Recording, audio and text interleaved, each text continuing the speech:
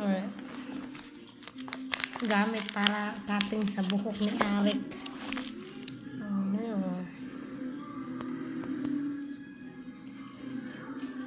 Nara akong katinganan o nagkaon pa og apple. Unay nagpalit og bago. Dugay ra gyud kay ni sa akong nahuna nga gusto kong magkaton og putol og buhok. Pero kay tungod mahadlok lagi ko mo nang wala gyud nahitabo. Karon murag na challenge ko kay mahal kayo ang paputol og buhok diring dapita. 20 euro kape na ang pagputol diri sa mga bata lang no. Nya ikapila ni sila magpaputol sa isa ka tuig. Si Arik murag kaunom na siya. Kay dali ra kayo mo tubo iyahang buhok ba nya kanang kaunom sa isa ka tuig nya times 20. So dako na mahal na kay sa nga tanan mo nang nakaingon ko nga magpractice na lang gyud ko og panupi kay para makasibin taon mi kay duha ra ba gini sila no si Marco ug si Arik.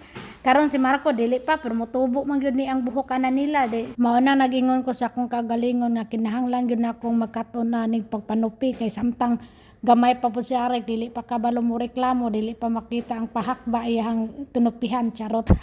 Siya raw dili na ko ma-perfect pagpanupi puhon kung kapila na ko tupihan sila kada isa ka tuig. Ang amahan sa mga bata mo ay na nagproblema kay basin daw kuno maupaw-upawan daw kuno nako sa ko mong gibnuangan nga ay kapila ra pagkagisana dare kay na makasipa ta og kwarta. Mo nang gadaduha gyud taon siya sa kuha og kanang mo kuan ba salig ba ko.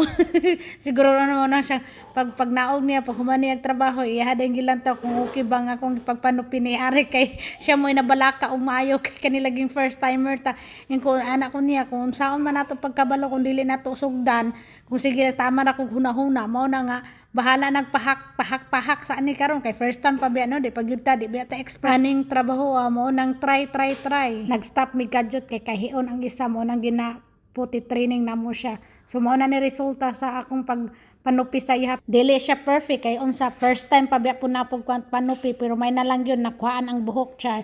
Then gipakaligo dayon sa amahan no. Ang amahan na nagpakaligo sa iya kay ako nagandam na pugo kay Marco. Dayon kani siya nahuman na siya kaligo og syempre na siya reward kay binuktan siya og nagsteady lang gyud siya when nagupit ko sa iya og wala siya kayo siya nagreklamo no. Bahala na og kanang nagkapahak na iyang luyo. So pasalamat gihapon ko sa iya kay naminaw siya sa ako sa kuha. Mo na pero ako may dula satisfied sa akong gibuhat.